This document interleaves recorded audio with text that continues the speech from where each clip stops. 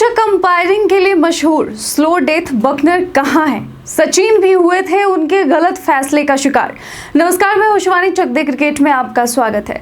Cricket के मैदान पर बल्लेबाजों और गेंदबाजों की खूब चर्चा होती है, लेकिन अंपायरों के बारे में बहुत कम बात की जाती है। आज मैं आपको एक ऐसे अंपायर के बारे में बताऊंगी जिन्होंने अपनी विशिष्ट अंपायरिंग शैली से विशेष पहचान बनाई। यदि क्रिकेट के सबसे प्रसिद्ध अंपायरों की बात की जाए तो इंग्लैंड के डिकी बर्ड के बाद अगर कोई उन्हें चुनौती दे सकता है तो वह वेस्ट इंडीज के स्टीव बकनर हैं, जिन्हें उनके विशिष्ट अंपायरिंग अंदाज के लिए स्लो डेथ बकनर भी कहा जाता है। बकनर का यह अंदाज खास तौर पर तब नजर आता था जब वह किसी बल्लेबाज को आउट देने के लिए अपनी उंगली उठाने से पहले धीरे धीरे सिर हिलाते थे। उन्होंने 128 टेस्ट मैचों में अंपायरिंग की और मार्च 2005 में 100 टेस्ट मैचों में अंपायरिंग करने वाले पहले अंपायर बने।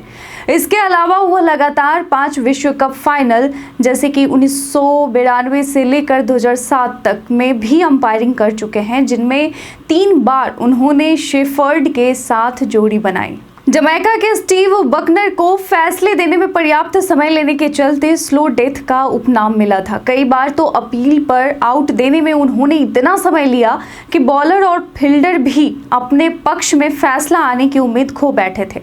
मास्टर ब्लास्टर सचिन तेंदुलकर को कई बार उनके गलत फैसले का शिकार होना पड़ा। एक बार उन्होंने सचिन को तब विकेट के पीछे आउट करार दिया था जब गेंद बल्ले से काफी दूर थी।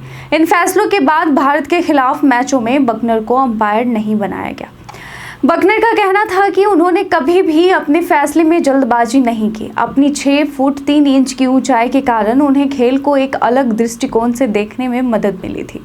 हालांकि उनके नाम कुछ विवादास्पद फैसले भी रहे, लेकिन उनके खिलाफ कोई भी नाराजगी जाहिर नहीं करता था और कभी भी उनके फैसलों पर सवाल नहीं उठाए गए। बकनर लगभग 15 साल पहले रिटायर हो गए थे, लेकिन आज भी उन्हें याद किया जाता है और उनके नाम के साथ जुड़ी कई कहानियां सुनने को मिलती हैं।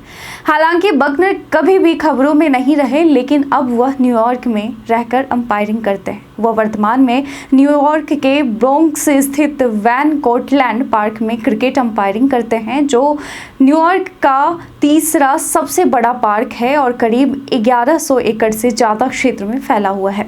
इस पार्क में पिकनिक मनाते परिवार और खेलते जोड़े के बीच खासकर रविवार को क्रिकेट मैच चलते रहते हैं। यहाँ पर 8 पिच हैं, जिनमें से 6 कैरिबियाई समुदाय के खिलाड़ी उपयोग करते हैं, जबकि 2 टर्फ पिच पर एशियाई समुदाय यानी कि भारत, पाकिस्तान, बांग्लादेश के खिलाड़ी खेलते हैं।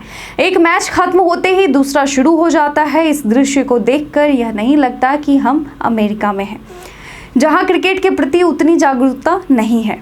78 साल की उम्र में बकनर अब पहले की तरह तेज तर्रार नहीं हो सकते, लेकिन उनकी आंखें अभी भी तेज हैं और अंपायरिंग के लिए कोई चश्मा की जरूरत उन्हें नहीं है। उन्होंने कहा कि इस उम्र में और क्या करें, क्योंकि उन्होंने अपनी पूरी जिंदगी क्रिकेट के लिए ही समर्पित कर दी है।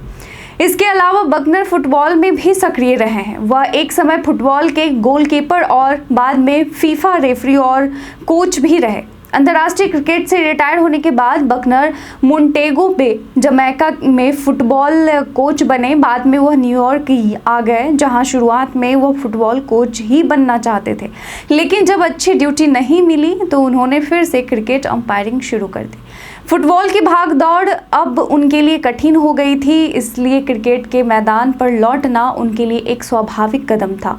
वह इस बात से थोड़े नाखुश हैं कि उन्हें कभी अंपायर ट्रेनर के रूप में किसी क्रिकेट देश, खासकर वेस्ट इंडीज से बुलावा नहीं आया, लेकिन फिर भी वो खुश हैं और जहां भी मौका मिलता है अंपायरिंग करने के लिए तैयार रहते हैं। हालांकि बकनर अपने परिवार से दूर न्यूयॉर्क में अकेले रहते हैं, लेकिन उनका प्यार और समर्पण क्रिकेट के प्रति अब भी वही है। क्या आपने स्टीव बकनर की अंपायरिंग देखी है? अगर देखी है या फिर नहीं भी देखी है तो कमेंट सेक्शन में लिखकर ज़रूर हमें बताएं। आज के वीडियो में बस इतना ही। धन्यवाद।